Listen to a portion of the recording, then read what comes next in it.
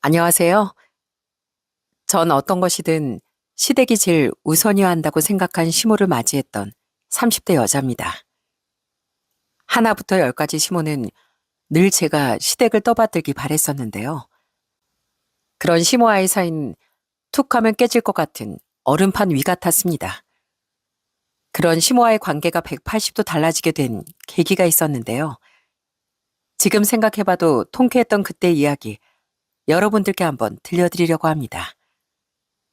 저희 집은 평범한 직장이었던 아버지, 그리고 맞벌이를 하셨던 엄마, 그리고 남동생, 이렇게 네 식구예요. 부모님께선 평생 직장을 다니시며 저희 두 남매를 키우셨고, 은퇴를 하신 후엔 여수에서 풀빌라를 운영하게 되셨습니다. 엄마는 어릴 적부터 불의를 못 참는 그런 성격이셨어요. 늘 주변에 사건, 사고가 있으면 하던 일도 다 제쳐두고 달려가셨던 게 바로 저희 엄마셨죠.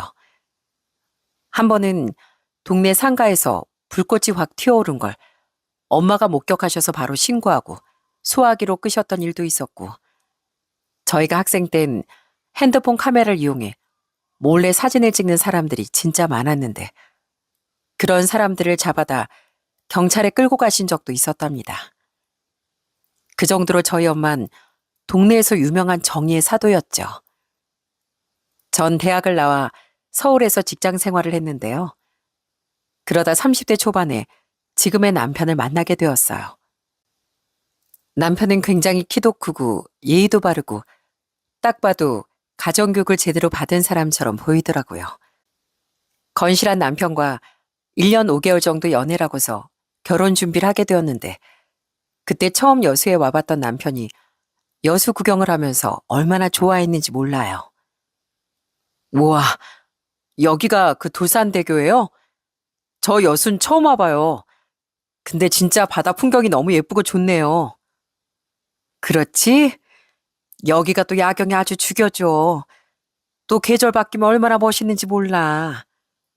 정말요? 어머님, 다음에 또 왔을 때 얼마나 멋있어질까 벌써부터 저 너무 궁금한데요. 남편은 정말 저희 부모님에게도 싹싹하게 잘했습니다. 당시 부모님이 하시는 풀빌라가 정말 좋았거든요. 부모님이 은퇴하시고 연금과 대출까지 싹 다 끌어모아서 정말 정성으로 시설을 준비했습니다. 그러다 보니 시설 좋고 고급스러운 풀빌라로 입소문도 많이 났었어요. 풀빌라는 총 5채였는데 휴가철엔 60에서 80 정도 할 정도로 진짜 최고급으로 갖춘 그런 곳이었죠. 그런 곳도 구경하면서 남편이 진짜 저희 부모님을 대단하다고 생각을 많이 했었어요. 그렇게 남편이 저희 부모님을 존중하고 존경하면서 예의 바르게 대하니 저희 부모님도 남편을 처음부터 마음에 들어 하셨죠. 그래서 첫 만남에 다시 서울로 향할 때 두 손 가득 게장을 챙겨주시기도 했습니다. 아휴, 어머님 언제 또 이렇게 다 준비를 해주셨어요? 이런 거 준비 안 해주셔도 되는데.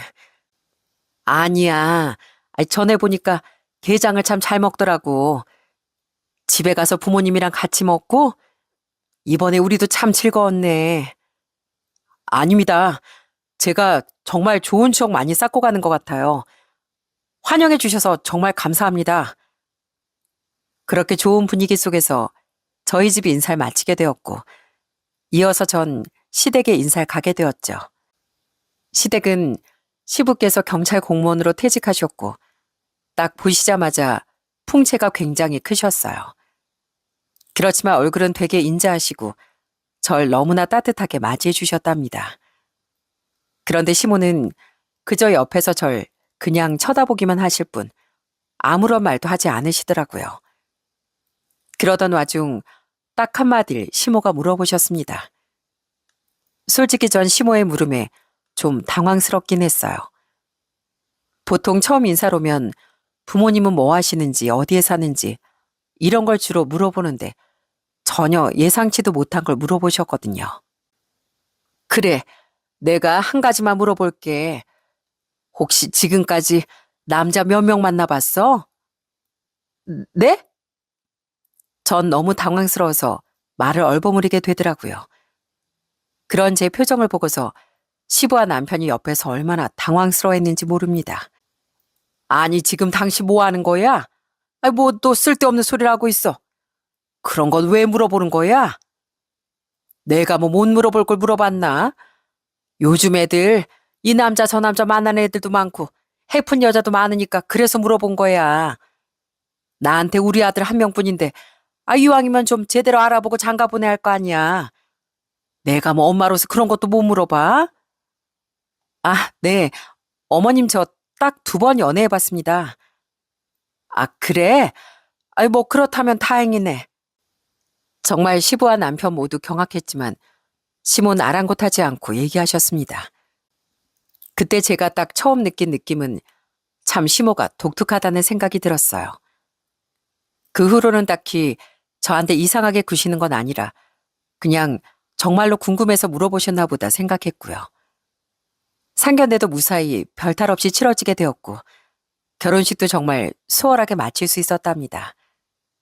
그렇게 저희는 부부가 되었고 결혼 생활을 시작하게 되었어요. 그런데 딱 결혼을 하고 나서부터 시모의 이상 행동이 슬슬 눈에 보이기 시작하더라고요. 처음 이상하다 느꼈던 건 바로 신혼여행을 다녀오고 나서 첫인사를 갔던 때였어요. 신혼여행 후에 양가 집에 인사를 드리러 다녀왔는데 시댁에 들어가면서 신발을 벗자마자 시모가 제 팔을 잡더니 뜬금없이 말을 하시는 거였어요. 예, 너 구두 새로 샀니?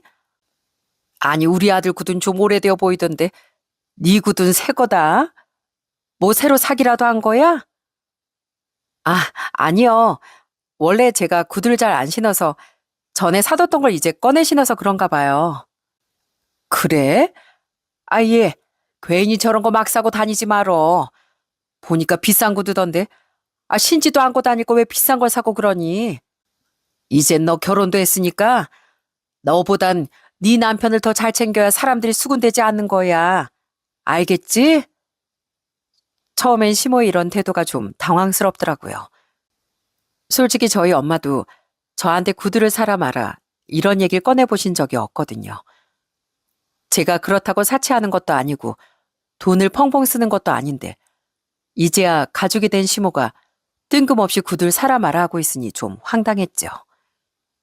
그런데 그게 끝이 아니었습니다. 저녁에 다 같이 밥을 먹는데 그때 나온 반찬이 돼지 불백이랑 이런저런 고기 반찬들이 있었어요. 그때 시모가 자꾸만 반찬을 남편 앞에다가만 몰아주고 제 앞으론 나물들만 옮겨주는 거였습니다. 우리 아들 많이 먹어. 엄마가 네가 딱 좋아하는 간 맞춰가지고 만들었어. 얼른 먹어봐. 자, 해봐. 아유, 엄마, 제가 먹을게요. 제가 뭐 어린애도 아니고. 아유, 뭘 그래. 넌 아직도 이 엄마 눈엔 어린애야, 어린애. 자, 천천히 꼭꼭 씹어먹고 체할라. 그러면서 아주 남편을 애처럼 대하시는데 시분 이게 평소 일상이신지 그냥 보면서 한숨만 쉬시고 그대로 식사를 하시더군요. 남편은 제가 옆에 있으니 좀 당황해하며 시모를 자꾸만 말렸고 그런 남편의 태도 때문에 시모는 더 억지로 남편 입에 반찬을 넣어주셨습니다. 그런 모습을 보면서 솔직히 이게 뭐 하는 짓인가 싶더라고요. 그때 시부가 나서서 정리를 하셨습니다. 당신 지금 뭐 하는 거야, 며느리 앞에서? 그리고 반찬은 왜 죄다 재열이 앞에만 놨어? 다른 사람은 뭐 입도 아니라 이거야? 요즘 애들 이런 거 잘 안 먹어. 살찐다고 잘 안 먹는다고. 당신은 뭐 알지도 못하면서 그래. 젊은 애들이 얼마나 다이어트를 열심히 하는데. 그지? 너 다이어트 하고 있지? 네? 저 다이어트 안 하는데요. 전 시모의 말에 보란 듯이 남편 앞에 있는 고기 반찬을 그대로 가지고 와 그냥 먹어버리고 말았습니다. 그때 시모의 표정이 정말 똥 씹은 표정 그 자체였어요. 전 그 표정을 보고서도 그냥 아무렇지 않게 그대로 식사를 했고요. 그게 하루라면 제가 또 말도 안 하죠. 가끔씩 시댁에 갈 때마다 은근슬쩍 그렇게 반찬을 아들한테만 몰아주니 저도 그냥 가만히 있을 수가 없겠더라고요. 그래서 반찬을 몰아주면 괜히 반찬이 왜 다 절로 가 있냐며 다시 끌어오고 제가 다 먹어버리곤 했죠. 시부와 남편도 시모한테 제발 그러지 말라고 얘기했지만 시모는 진짜 귓등으로도 듣지 않더라고요. 전 그냥 시모가 평생 그렇게 애지중지했던 아들이 결혼했으니 헛헛한 마음에 잠시 그러시는 거라고 생각했었습니다. 또 한 번은 보험이 뭐가 있냐 물어보시더니 남편 보험을 보고선 뭐 제가 남편을 일찍 보내려고 가입한 거냐느니 어째느니 막말을 하신 적도 있었지만 시부가 이내 말리고 사과를 하시며 꾹 참은 적도 있었습니다.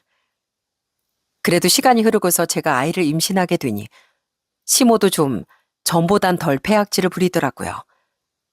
종종 저희 먹을 반찬도 해와 주시고 좀 챙겨주시면서요. 그래봤자 어차피 남편이 좋아하는 반찬들만 해오시긴 했는데 그래도 이게 어디냐고 생각했죠. 그런데 점점 시간이 지날수록 시모의 행동은 도를 넘어서기 시작했습니다.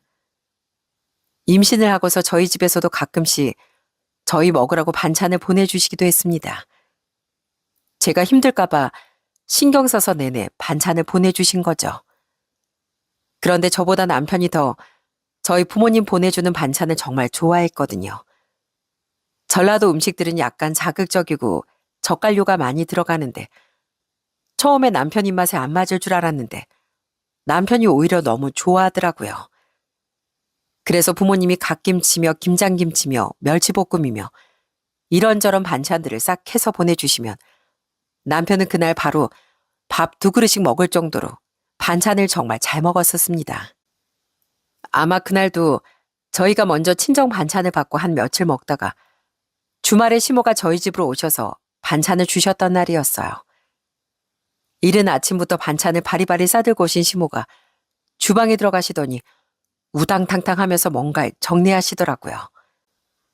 그런데 딱 들어가 보고선 진짜 경악을 금치 못했습니다. 바로 시모가 저희 집에서 보낸 김치들을 죄다 음식물 쓰레기통에 버리고 있는 게 아니겠어요? 전 너무 놀라 바로 달려가 소리를 쳤습니다.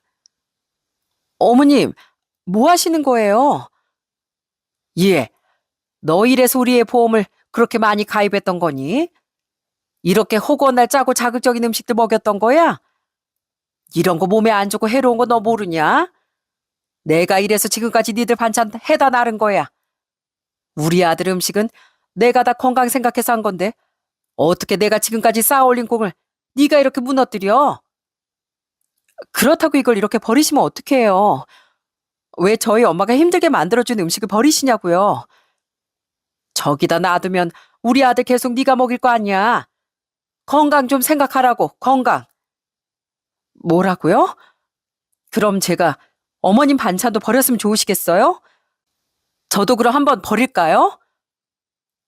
저게 진짜? 너 지금 누구 앞이라고 말댔구야? 어디서 버리장머리 없이? 어머님, 제가 홀몸도 아니고 지금 손주를 뱃속에 안고 있는데 꼭 이렇게까지 하셔야겠어요? 어떻게 며느리 친정에서 보낸 걸 마음대로 버리실 수가 있어요? 그렇게 저와 시모가 주방에서 한참을 투닥거리자 낮잠을 자고 있던 남편이 깨어나 나와보더라고요. 그러더니 주방의 모습을 보고서 경악을 금치 못했습니다. 왜 이렇게 시끄러워? 뭐야? 이게 다 뭐야? 엄마, 이게 다 뭐예요? 이걸 왜? 아니, 난 그냥 이게 반찬이 너무 짜서 우리 아들 몸에 안 좋으니까. 뭐라고요? 엄마, 그렇다고 이걸 버리면 어떡해요? 엄마가 뭔데 이걸 버려요? 왜 함부로 우리 집 물건에 손대냐고요? 이 사람이 엄마한테 버려달라고 했어요? 그것도 아니도 왜 엄마 멋대로 그러시냐고요? 지금까지 이걸로 저 밥 잘 챙겨 먹고 있었는데,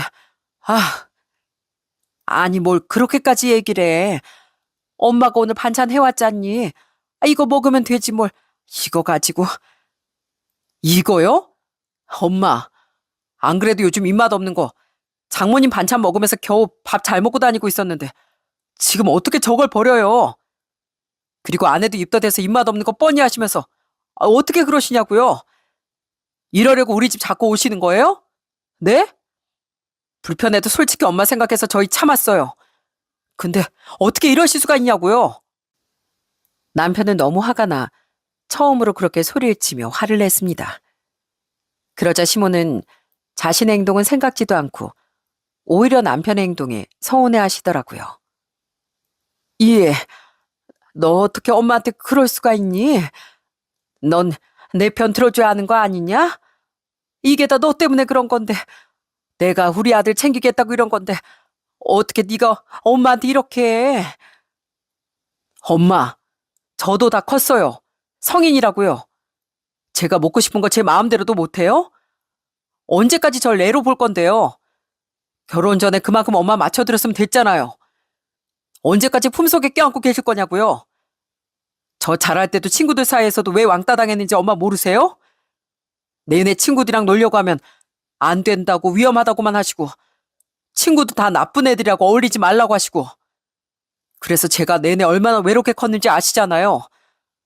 그거 다 견디면서 지금까지 제가 참아왔으면 이젠 제발 좀 저 좀 놔주세요. 제발요. 뭐라고? 채열아, 너 어떻게 엄마한테... 엄마야말로 언제까지 그러실 건데요? 도대체 왜 결혼까지 한 아들한테 이렇게까지 하시냐고요? 제발 구속하지 마시고 제발 좀 놔주세요. 좀 놔주시라고요. 남편은 정말 그동안의 울분을 쏟아냈습니다. 사실 남편은 심성이 여리고 착한 사람이었어요. 직업상 너무나도 바빴던 시부 때문에 시모는 정말 아들만 바라보며 살아왔었는데 그런 시모의 말을 남편은 거역하지도 못한 채 그렇게 외롭게 컸던 거였고요. 그런데 그 괴로운 상황이 결혼하고서 저에게까지 이어지자 결국 참지 못하고 남편이 폭발해버리고 만 거였어요. 그런데 그렇게 남편이 울분을 쏟으며 얘기를 해도 시모는 본인이 잘못했다고 생각을 안 하시는 듯 했습니다. 오히려 그게 제 탓이라며 한탄을 하시더라고요.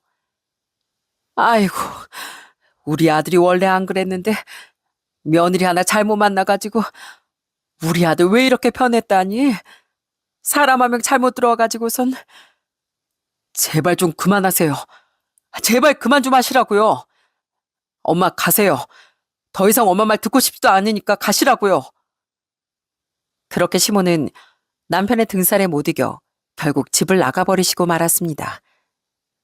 남편은 시모가 나간 이후에도 한동안 화를 참지 못하고 그 자리에 주저앉아 머리를 쥐어뜯곤 했어요. 저 역시 그런 남편의 모습을 보면서 참 안쓰럽다는 생각을 했습니다. 그 후로 저와 남편은 시댁을 찾아가진 않았어요. 그리고 며칠 뒤 시부가 직접 집으로 찾아오셨습니다. 이날의 사건에 대해 남편이 시부께 다 얘기를 했나 보더라고요. 오셔선 같이 외식을 하자며 고기를 먹고 있다가 저한테 시부께서 얘기를 하셨답니다. 애미야, 내 얘기 들었다. 안사돈께서 보내주신 반찬들을 네 시애미가 다 버렸다면서? 그래놓고서 너한테 그렇게 힘들게 했다는 거 다 들었다. 정말 미안하구나. 이게 다 내 탓이다. 내가 경찰 생활하면서 집에도 잘 못 들어오고 그러다 보니 내 마누라를 너무 외롭게 두었어. 그래서 아들만 그렇게 감싸고 살다 보니 지금 이 상황까지 온 것 같구나. 정말 미안하다. 다 내 탓이다. 외로운 사람 내가 한번 달래주지도 못하고 아들한테 집착한 것도 내가 달래주지도 못했다. 정말 미안하다 아가. 네가 한 번만 좀 이해해주면 안 되겠니? 이번 일은 네 시애미도 잘못됐다 생각하고 있을 거다. 정말 미안하구나. 아유, 아니에요 아버님. 저도 잘하려고 노력하겠습니다. 그래 고맙다. 그렇지만 더 이상 선 넘는 행동하면 그땐 내가 가만히 안 있으마. 난 우리 며느리를 우리 아들만큼이나 사랑한다. 알지? 네가 지금 홀몸도 아니고 나쁜 마음 가지고 있는 것보다 그래도 이렇게 푸는 게 너한테도 좋지 않을까 싶구나. 그래서 내 이렇게 오게 됐다. 다시는 네 시애미가 그렇게 하지 않게 내가 확실하게 단도리하마. 대신 이번만 좀 네가 한 번만 용서해다오. 시부의 진심 어린 말에 저 역시 이해를 하고 넘어갈 수밖에 없었습니다. 사실 그전부터 남편에게도 성장 환경이나 이런 걸 많이 들었었는데 아무래도 외아들이었고 시모는 또 시집살이도 호되게 당했던 모양이었어요. 남편은 경찰에 바쁘니 의지할 곳도 없고 시모 혼자 아들만 바라보며 그렇게 수십 년을 지나다 보니 결국 아들에 대한 집착이 이토록 커져갔던 거였죠. 한편으론 이해가 되는 부분도 있었기 때문에 그때의 사건은 그냥 마음으로 묻어두고 넘어가게 되었습니다.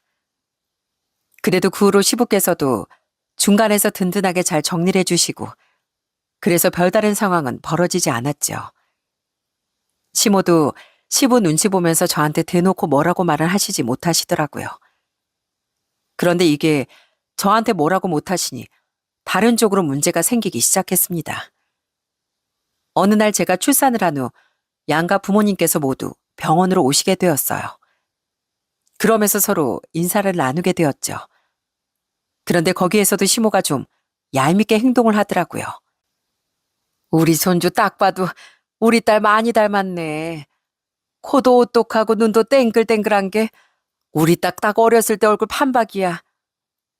아니 사돈, 말을 똑바로 하셔야죠. 며느리 닮게 뭘 며느리 닮아요? 우리 아들 닮았지.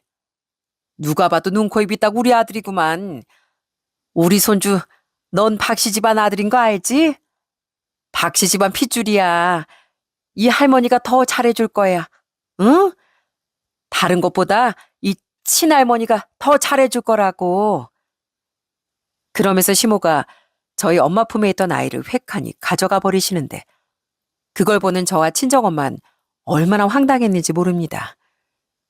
그것뿐만이 아니었어요. 그때 부모님께서 제가 고생을 했다며 딱 100만 원을 봉투에 넣어서 주셨거든요.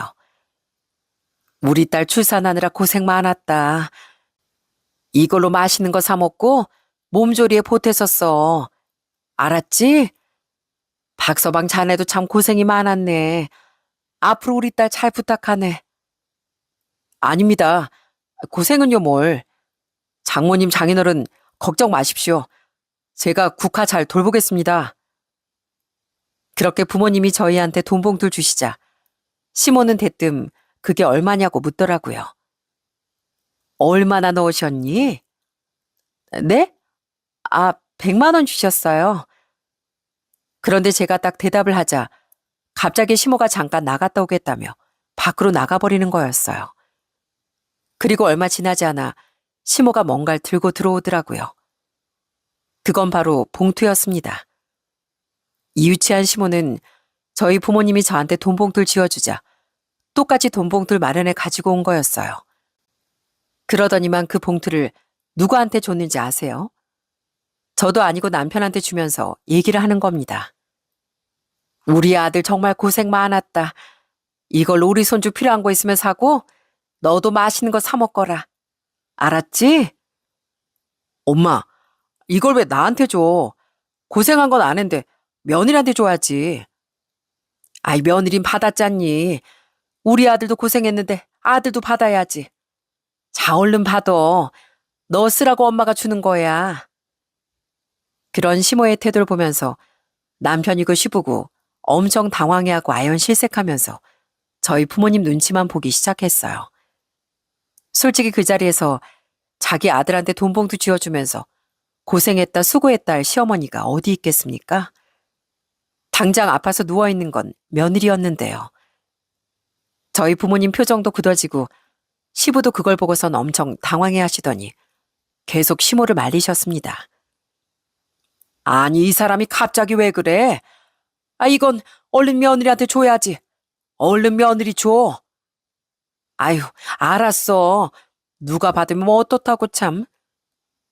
겨우 시부와 남편이 상황을 정리해서 시모는 어쩔 수 없이 제 침대맡에 봉투를 내려놓았지만 그 씁쓸한 표정을 전 잊을 수가 없습니다. 어떻게 저렇게 유치한 짓을 벌일 수가 있는지. 그런데 더 유치한 게 뭔지 아세요? 바로 금액입니다. 시모가 왜 그렇게 저희 부모님한테 봉투한 금액을 궁금해했는지 몰랐는데 나중에 확인해보니 시모가 준 돈은 딱 101만 원이더라고요. 저희 부모님보다 단돈 10,000원이라도 더 넣고 싶었던 거죠. 아니, 어른으로서 이런 유치한 일을 할 수가 있는 겁니까? 저한테도 모자라 저희 부모님한테도 시샘을 하는 게 딱 보이니까 전 정말 시모의 이런 태도에 너무 질려버리더라고요. 사실 시모가 이렇게까지 자격지심을 심하게 내비친 건 다 이유가 있었습니다. 왜냐하면 남편이 저희 친정 부모님께 정말 잘했거든요. 아마 그게 시샘이나 더 못나게 구셨던 것 같습니다. 명절에도 이제 시댁에 갔다가 친정에 가려고 저희 친정집에 전화를 남편이 하면 시모가 그걸 보고서 얼마나 못마땅해 했는지 모릅니다. 어머님, 저희 이제 출발하려고요. 아버님도 댁에 계시죠? 빨리 내려가고 싶네요. 내일까지 저희 여수에 있을 거니까 이번에 또 여행해요, 어머님. 조금만 기다리세요. 저희 빨리 갈게요. 근데 어머님 뭐 필요한 건 없으세요? 필요한 거 있으면 서울에서 사갈게요. 아무거나 괜찮으니까 말씀해 주세요. 그렇게 남편이 다정하게 통화를 마치면 시몬 바로 옆에서 툴툴대시곤 했습니다. 예, 재열이 너 너무 달라졌다. 예전엔 엄마만 챙기더니만 요즘은 나한테 필요한 거 물어보지도 않고 네 장모만 챙기냐? 아유, 내가 널 너무 착하게 키웠다. 사랑 준 건 네 엄마인데 왜 네 장모한테 그래? 얘 며느라, 네가 저렇게 하라고 시켰니? 니네 집에 네가 전화하면 되지. 왜 불편하게 우리 아들한테 전화하라 그러니? 제가 시키기는요. 저 사람이 먼저 알아서 전화한 건데요. 아유, 웃기지 마라. 사이가 어떻게 저렇게 전화를 하니? 네가 하도 뒤에서 박박 바가지 긁으니까 하는 거지. 너 앞으로는 그러지 마라. 정말 남편이 저희 집에 잘하고 예쁨을 받아도 시모는 내내 못마땅해 했습니다. 그리고 그 화가 결국 저한테로 오더라고요. 남편과의 결혼 생활은 너무나도 좋았지만 솔직히 시모 때문에 머리가 아플 때도 참 많았습니다. 간혹 시집살이 때문에 이혼한다는 말을 들었을 땐 믿기지 않았었는데 정말 그게 가능할 수도 있겠구나 싶더라고요. 그렇게 아슬아슬한 결혼 생활을 이어가면서 다행히 저희 아이는 건강하게 잘 자랐습니다. 시모와의 관계는 계속해서 줄다리기를 타는 듯 했지만 그런대로 시부와 남편이 중간에서 잘 커트를 해주니 시모는 더 이상 선을 넘진 않았어요. 아니, 선을 넘지 않는다고 생각을 했었습니다. 그 사건이 있기 전까지는요. 하루는 시댁에 갔더니 시모가 저한테 깜짝 놀랄 만한 얘기를 꺼내더라고요. 바로 동창 여행 모임 숙소를 저희 친정 풀빌라로 예약을 했다는 거였어요. 여름에 여수 1박 2일로 여행 가려고 하는데 그래도 여수 가는데 사돈댁에 보탬이 되어줘야지. 그래서 이참에 미리 예약 좀 했다. 그때가 또 성수기잖니. 풀빌라로요? 몇 분이나 가시는데요? 한 20명 되나? 20명이나요? 아니, 거기까지 어떻게 가시려고. 그리고 여름 휴가철이라 풀빌라 그 정도 인원 예약하시려면 금액도 좀 비싸실 텐데. 요즘 KTX로 여수까지 바로 간다던데 뭐가 문제야. 그리고 우리 나이에 돈이 없겠니? 아유, 그런 거 걱정하지 마라.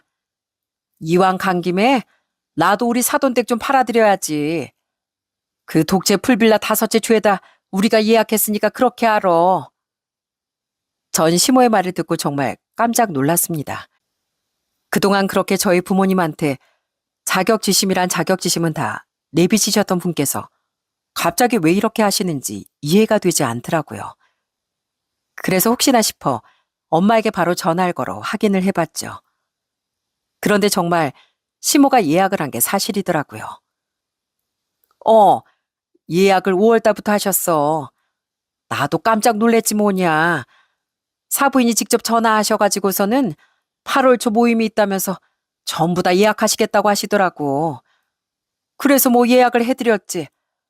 그때 휴가철이라 방이 워낙 금방 나가잖니. 그래서 미리 예약해 두시는 것 같던데. 그래도 이왕 여수로 오시는 거 안사동께서 우리 집 생각이 가장 먼저 나셨나 보더라. 전 엄마의 말처럼 팔은 그래도 안으로 굽는다고 친정 동네에 가니 저희 집을 시모가 챙겨주려고 하시는가 보다 생각했습니다. 결혼한 지도 꽤 지났으니 이젠 정말 가족으로서 며느리로 받아주시는구나. 그런 기대도 했었고요.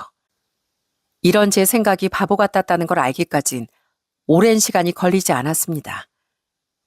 시간이 지나고서 정말 경악스러운 일이 벌어지고 말았어요. 그날은 제가 아직도 날짜를 또렷하게 기억할 정도로 잊지 못하는 날이 되었죠. 그날이 8월 2일이었는데 바로 시모가 동창 모임으로 부모님 펜션에 가기로 한 날이었습니다.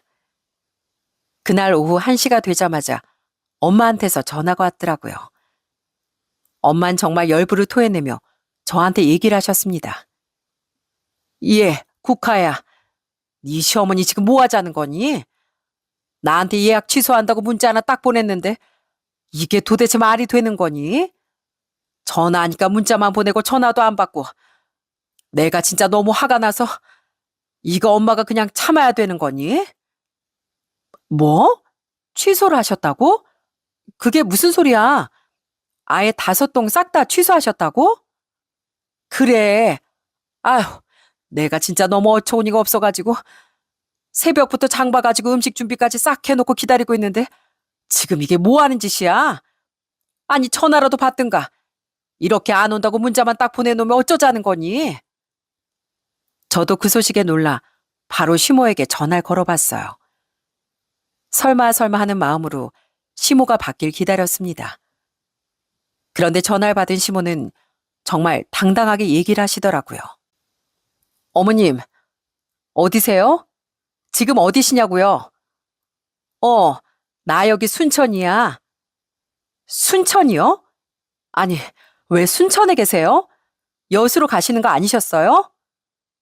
아, 여기 순천만이 그렇게 좋다고 해서 주변에 볼 것도 많고 먹거리도 많다고 해서 그냥 여기로 여행하기로 했어. 네? 진짜 취소하신 거 맞으세요, 그럼? 아니, 갑자기 그렇게 취소하시면 어떡해요? 저희 엄마가 장도 다 봐놓으셨는데. 그래서 지금 이렇게 말하잖니. 일정 바뀌었다고. 여행을 하다 보면 이런 일도 있고 저런 일도 있고 일정도 바뀌고 그러는 거지 뭐. 이제 점심때인데 지금부터라도 손님 받으면 되지. 네? 뭐라고요? 아니 어머님, 그런 게 어딨어요. 미리 예약도 다 해놓으시고선 지금 뭐 하시는 거예요? 아유 몰라. 일정이 바뀐 걸 낸들 어떻게 하라고. 너희 엄마한테 미안하다고 좀 전해다오. 취소 문자 미리 다 보냈어 얘. 나 지금 바쁘니까 끊자. 그러더니 전화를 확 끊어버리는데 진짜 기가 막혀서 말이 다 안 나오더라고요.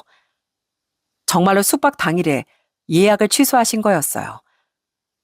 세상에 노쇼하는 사람들이 많다고 하지만 사돈한테 노쇼하는 사람이 도대체 어디 있답니까?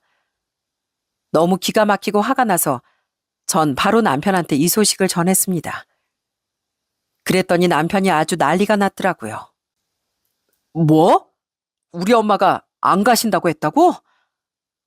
진짜 엄마가 정말 또 사고 쳤어. 내가 진짜 엄마 때문에 못 살아. 진짜 도대체 왜 엄만 장모님께 왜 그러는 거야 진짜. 정말 미안해. 세상에 누가 사돈어른한테 그런 짓을 해. 쉬는 날 편하게 쉬고 있던 남편은 정말 날벼락 같은 소식을 듣고서 저한테 계속 미안하다며 어쩔 줄 몰라 했습니다. 바로 시모한테 얘기를 해보겠다더라고요. 솔직히 지금껏 해온 시모의 행동만으로도 충분히 분노에 찰만했지만 여지껏 꾹꾹 참았던 이유는 다 다른 식구들을 봐서 참아왔던 거였어요. 시모가 뭔가 실수를 하고 잘못하면 이렇게 남편이나 시부가 와서 내내 미안하다고 달래주고 사과를 했었는데 이젠 이렇게 하면 안 되겠다는 생각이 들었습니다. 그래서 남편을 잠깐 진정시키고서 다른 방법을 생각해보게 되었죠. 화만 내고 지나가니 현실을 느끼지도 못하는 것 같더라고요. 말 그대로 사고를 치는 사람은 따로 있고 수습하는 사람 따로 있으니 이 사고 치는 사람이 정신을 못 차린 것 같더라고요. 그냥 앞으로 영 끊고 더 이상 안 보는 방법도 있겠지만 그것만으론 시모가 정신 차리지 못할 것 같다 싶었습니다. 그래서 전 한 가지 묘책을 생각해냈어요. 그래서 전 오후가 돼 시모에게 전화를 했습니다. 그리고 최대한 부드러운 목소리로 얘기했죠. 어머님, 잘 놀고 계세요? 그래. 잘 놀고 있지 뭐. 아, 그러세요? 숙소는 잘 잡으셨어요? 숙소 어디로 잡으셨는데요? 어디긴 어디야, 순천에 잡았지. 그냥 근처 괜찮은 곳에 잡았다. 근데 왜 그러냐? 아, 어머님 그럼 숙소 주소 좀 알려주세요. 거기까지 가셨는데 맛있는 것도 드셔야 되잖아요. 또 순천이 여수 바로 옆이라 제가 아는 곳도 많거든요. 여수 특산물이랑 해산물이랑 간장게장 이런 거 좀 배달해 드릴게요. 네가 웬일이냐? 아이, 그런 것까지 다 챙기고. 원래 어머님 저녁에 챙겨드리려고 했잖아요. 친구분들이랑 놀러 가셨는데 제가 며느리로서 해야죠. 그래, 네가 이제서 좀 며느리 같구나. 그럼 내가 문자로 보내줄게. 그리고서 전 시모에게서 숙소 주소를 문자로 받게 되었어요. 시모가 저한테 문자를 보내준 건 최악의 실수였답니다. 제가 그렇게 나긋나긋하게 말했던 건 시모가 어디에 있는지 그 위치를 알기 위해 그렇게 말을 했던 거였거든요. 앞으로 어떤 일이 벌어질진 생각지도 못한 채 깔깔대면서 시모가 전화를 끊더니 그 주소를 보내주더라고요. 그리고 그날 저녁 정말 배꼽 잡을 만한 일이 벌어지고 말았습니다. 전 저녁 시간이 되자마자 시모에게 다시 전화를 걸었어요. 어머님, 지금 거의 도착했다고 하는데 거기 호실이 몇 호죠? 아, 여기 102호야, 102호. 다 왔다니? 아유, 빨리 왔네. 여기 근처에 네 지인이 사는 거야? 참 빨리도 왔다. 누가 초인종 누르네. 잠깐만 너 끊지 말고 있어 봐봐. 바로 확인할 테니까. 그러더니 시모는 전화기를 그대로 둔 채 숙소 문을 여는 듯 보이더라고요. 그런데 그 순간 문이 열리는 소리가 들리더니 갑자기 시모가 수스라치게 놀라는 목소리가 들렸습니다. 어머나, 어휴. 안녕하세요, 사돈. 오랜만입니다. 아니, 사부인. 네, 그곳에 도착한 사람은 다름 아닌 저희 엄마였거든요. 사실 저희 엄만 한시에 시모의 취소 문자를 보고선 엄청 분노를 하시다가 몇 시간 후 오후에 연락이 왔었어요. 도저히 엄마가 화가 나서 못 참겠다며 직접 얼굴이라도 보고 얘기라도 들어봐야 될 것 같다고, 그리고 숙박비는 꼭 받아야 되겠다며 거길 가보시겠다고 하신 거였죠. 시모에게 바로 숙소가 어디냐 물어보면 왠지 눈치채고 말을 안 해줄 것 같아. 전 그래서 아무렇지 않은 척 연기라고 시모에게 숙소를 물어봤던 거였고요. 앞서 여러분들에게 말했듯이 저희 엄마 젊었을 적에 불의를 보면 못 참는 분이시라고 했잖아요. 엄마는 여전히 불의를 못 참으시는 여장부셨고요. 그렇게 딱 엄마가 문 앞에 서 있자 시모는 엄청나게 당황스러워하면서 얘기를 하시더라고요. 그 당황스러운 목소린 핸드폰 너머로도 또렷이 들렸습니다. 아이고, 사돈. 어떻게 여기까지. 아, 사돈, 오랜만입니다. 아니, 우리 숙소 취소하시고 여기 오셨다 하시길래 제가 친히 여기로 배달 왔네요. 저희 딸한텐 들으셨죠? 아니, 오신다는 분이 사부인이실 줄은. 예, 제가 드릴 것도 있고 해서 어디 한번 열어보세요. 엄만 바로 시모에게 큰 스티로폼 박스를 건넸고 시모는 그걸 받아들더니 열어봤던 모양이었어요. 그런데 그 안엔 정말 충격적인 게 들어있었습니다. 그 안에 뭐가 들었는지 아시나요? 그건 바로 영수증이었답니다. 음식이 아니라 영수증이 딱 들어있던 거였어요. 아니, 이게 뭡니까? 보시다시피 영수증이에요. 사돈, 이거 결제해 주십시오. 계좌번호는 지금 문자로 바로 보내드리죠. 예? 결제요? 예. 정확히 5채 예약하셨으니 300만 원 주셔야 되겠네요. 사돈도 아시다시피 저희 풀빌라가 고급스럽다 보니 이 휴가철엔 방이 없어서 구하기도 여간 어려운 게 아니거든요. 전국 각지에서들 많이 오셔가지고 사진도 많이 찍고 또 바다 바로 앞이라 인기도 많은데 거길 또 예약하시고서 노쇼를 하셨으니 그 돈 주셔야 되겠는데요. 그리고 제가 원래 미리 돈 받는데 사돈께서 후불로 결제하신다고 그렇게 얘기를 하셔가지고 편의를 봐줬더니만 이렇게 갑자기 일방적으로 취소하시면 저희 손해가 막심하지 않겠어요? 그러니 당연히 결제해 주셔야죠. 뭐라고요? 아니, 제가 왜 결제를 합니까? 저 돈 없어요. 거기 가지도 않았는데 제가 왜 돈을 줍니까? 없습니다. 아니, 돈 없어요. 역시나 시모는 뻔뻔하게 대답을 하더라고요.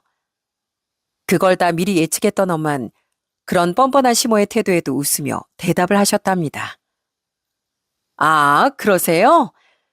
그러면 사돈 아니면 제가 바깥 사돈 어른한테 받으면 되겠네요. 바깥 사돈 어른 전화번호가 어디 있더라? 아, 여기 010-5023-78땡땡 맞으시죠? 어머나, 뭐야? 아이, 우리 남편 전화번호를 어떻게 하셨어요? 우리 사이가 알려주던데요. 엄마가 안 주면 아버지한테 전화하라고 우리 사이가 똑똑히 알려주던데. 그래서 결제하시겠습니까? 안 하시겠습니까? 그러자 시모는 아무런 말도 하지 않는지 전화기 너머가 아주 조용해지더라고요. 그런데 더 기가 막힌 일은 또 있었습니다. 조용하던 와중에 갑자기 저희 엄마가 황당해하며 얘기를 하시더라고요. 근데 20명이 넘는 동창들이 여행하신다고 하셨는데 고작 3명이서 온 거예요? 애초에 20명도 넘는 분들이 오신다더니만 3분이서 오셨네요. 아, 그거야 뭐 다 바빠서 못 왔어요. 그래요? 애초에 저희 펜션에 오실 생각은 있으셨던 거예요? 딱 보아하니 일부러 이러신 것 같은데 제가 또 불의를 보면 못 참는 성격이라서요. 우리 사돈 어른도 경찰이셔서 가지고 불의를 보면 못 참으신다면서요? 제가 그럼 이제 전화해서 바로 말을 해볼까요? 아니면 결제를 하시겠어요? 어쩌시겠어요? 아이, 하면 되잖아요, 하면 되지 않습니까? 그러니까 전화하지 마세요. 줄 테니까 하지 마시라고요. 사돈, 제가 물러 보이셨나 봅니다. 제가 여태껏 참았던 건 다 사돈이 사돈이기 때문인데 그걸 모르셨나 보네요. 어떻게 제대로 한번 1대1로 얘기를 좀 해보실까요? 우리 딸도 모자라 저한테까지 이러시는 건 지금 해보시자는 거죠? 아유, 알았어요. 내가 미안합니다. 미안해요. 돈도 바로 입금하고 내가 다시는 안 그럴 테니까 아유, 좀 그만하세요. 그렇게 시모가 다급하게 엄마를 말리자 그때서야 엄마가 웃으며 시모에게 말했습니다. 예, 알겠습니다. 그럼 전 이만 가볼게요. 그리고 이거 드세요. 이게 뭐예요? 이거 갓김치예요. 여기까지 오셨으니 뭐라도 선물을 드려야죠. 이거 라면에다가 드시면 아주 기가 막히답니다. 드세요. 그리고 또다시 이런 일 있으면 그땐 저 가만히 안 있을 겁니다. 이렇게 손수 찾아와서 얘기하는 건 이번이 끝이니까 그렇게 하시고 그럼 이만 가보겠습니다. 그러더니 철컥 문이 닫히는 소리가 들렸습니다. 그제서야 시모가 전화가 계속 되고 있다는 걸 눈치챘는지 다급하게 전화기를 들고선 고래고래 소리를 치시더라고요. 야, 너 지금 뭐 하는 거야? 뭐 하는 거냐고. 음식 보내준다더니 지금 뭐 하자는 거야? 왜 네 엄마를 여기에 보내? 너 지금 뭐 하자는 거냐? 뭐 하기는요. 계산 똑바로 하셔야죠. 그리고 음식 보내드렸잖아요. 저희 갓김치가 얼마나 맛있는데요. 뭐? 내가 이깟 라면 먹자고 여태껏 쫄쫄 굶은 줄 알아? 이럴 거면 마트에서 장이라도 받지. 아, 이제 와서 나가서 장도 못 보고 먹을 걸 보냈어야지, 먹을 걸. 사람 뒤통수 쳐놓고선 뭘 그렇게 호의호식 하시겠다고. 그것도 감지덕지로 아세요. 뭐 아니면 아버님한테 바로 말이라도 해드려요? 아님 다시 엄마한테 가보시라고 할까요? 그러자 시모가 다급하게 절 말리기 시작하더군요. 그러게 이길 수도 없을 걸 왜 저렇게 배짱을 부리셨는지 도무지 이해를 할 수가 없었어요. 뭐? 아니, 네 시아버지한테 말하면 너 진짜 나 가만 안 둘 거야. 네 시아버지 아주 난리 난다고. 알았지? 나 돈 보낼 거야. 그러니까 네 시아버지한테 절대 말하지 마로. 알았지? 나 그러다가 집에서 쫓겨나 얘. 아유, 알았냐고. 내가 지금 바로 보낼 테니까 절대 너 그러지 마. 아이, 절대 말하지 말라고. 나 바로 보낼 테니까. 바로 확인할 거예요, 어머님. 안 그러면 아시죠? 아휴, 알았다. 바로 결제한다니까 그러네. 그래도 좀 줄 거면 라면이 뭐니 라면이. 간장게장이나 아니면 쌀밥이라도 가져다 주던가. 너무한 거 아니야? 아무튼 나 결제할 거니까 네 시아버지한테 절대 비밀이다. 알았지? 네, 어머님. 분부 받들겠습니다. 저 아무것도 모른 척 할게요. 결국 시모는 저희 부모님께 숙박비를 다 결제하셨고 그날은 눈물 젖은 라면을 드신 듯 했습니다. 아마 제가 해산물이고 뭐고 싹 다 보내줄 거라고 했으니 그것만 믿고 아무것도 준비 안 하셨던 모양이었어요. 그걸 옆에서 남편이 그대로 듣는데 나중에 남편마저도 웃더라고요. 장모님 진짜 멋지다 멋져. 역시 장모님 대단하셔. 우리 엄만 이렇게 한번 당해봐야 돼. 그래야 정신 차리지. 아휴, 진짜 장모님께 죄송하고 당신한테도 미안해서 어떡해. 정말 미안하다. 내가 정말 할 말이 없다. 대신 내가 앞으로 더 잘할게. 모든 상황을 다 알고 있었던 남편은 진심으로 저희 부모님께 찾아가 사과를 했고 저희 부모님도 처음엔 너무 화가 나 당장 딸을 데리고 와야 되겠다고 하실 정도였지만 남편을 보고서 그냥 넘어가 주셨답니다. 남편은 그 후 시모를 만나 아주 난리를 피운 모양이었어요. 그렇게 저희 엄마 한번 이겨보려다가 아주 된통 당하시고선 시모는 이제 백기를 완전히 드시고 아예 행동도 달라지셨습니다. 그럴 수밖에요. 사돈 어려운 줄 모르고 그런 짓까지 벌였는데 엄마가 가만히 있지 않고 직접 나타나셨으니 사돈 어려운 줄 바로 알게 되셨겠죠. 그리고 아들까지 난리니 시모는 정신을 차릴 수밖에 없었을 겁니다. 그리고 그날 이후론 시모는 저희 부모님에 대한 자격지심을 한 번도 보이지 않고 지금은 전처럼 남편에게도 집착하시지도 않고 저희 집에도 아예 오지도 않으십니다. 아마 시간이 지나면서 시모 본인도 깨달으셨던 것 같아요. 이젠 진짜 아들을 놓아줄 때가 된 것 같다고 이제야 그걸 인식한 듯 보였죠. 이젠 은근슬쩍 절 챙겨주시기도 하고 절 함부로 대하시지도 않고 말을 할 때도 정말 조심스럽게 하시는 심을 볼 때면 정말 놀랄 때도 많답니다. 그리고 얼마 전 시부모님을 모시고서 제주도에 다녀왔었는데 그때 딱 저한테 시모가 얘기를 하시더라고요. 저 며느라가 우리 이제 잘 지내보자. 아휴, 난 너 못 이기겠다 얘.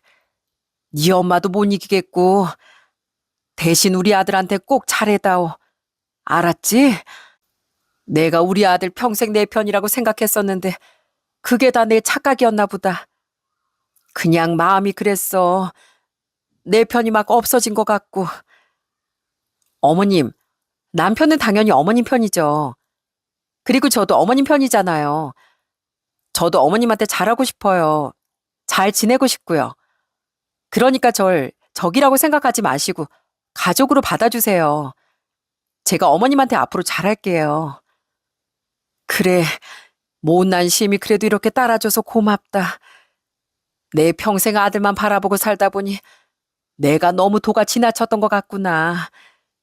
이제 내 아들 낳아줄 테니까 니들끼리 어떻게든 잘 행복하게 살아봐라. 그렇게 시모는 진심을 저에게 보여주셨답니다. 저도 시모의 진심을 듣고서 며느리로서 잘하고 있어요. 어머님은 그저 아들에 대한 사랑이 남들보다 좀 더 각별하신 것뿐이었습니다. 그걸 다 이해하고 서로를 인정하고 나니 전보다 더 편해지고 가까워지더라고요. 지금은 이런 관계가 앞으로도 더 오래오래 잘 이어나갔으면 좋겠다고 바랄 뿐이네요. 여전히 저와 남편은 서로 잘 지내고 있고 아들도 잘 자라고 있어요. 시부모님도 이젠 두 분이서 여행도 자주 다니시고 저희 부모님이 계시는 여수에도 가셔서 네 분이 식사도 하신 적이 있답니다. 이런 일들을 겪다 보니 결혼으로 한 가족이 된다는 게 참 쉽지 않은 일이라는 걸 알게 되었어요. 서로 각자 다른 환경에서 각자 다른 사연을 갖고서 수십 년을 지내왔는데 어떻게 한순간에 바로 한 가족이 되겠습니까? 그렇지만 서로를 더 이해하고 품으려고 노력하다 보면 언젠간 이렇게 한 가족이 되더라고요. 아마 제가 처음에 갈등이 생겼을 때 이건 아니다 생각하고 칼같이 끊어버렸다면 지금의 가족은 없을 거라고 생각합니다. 여러분들도 혹시 주변 가족들과 갈등으로 고민하고 계시는 게 있으시다면 한 번 더 한 발자국 가까이 다가가 보시는 건 어떨까요? 제 이야기는 여기까지입니다. 긴 사연 들어주셔서 정말 감사드립니다.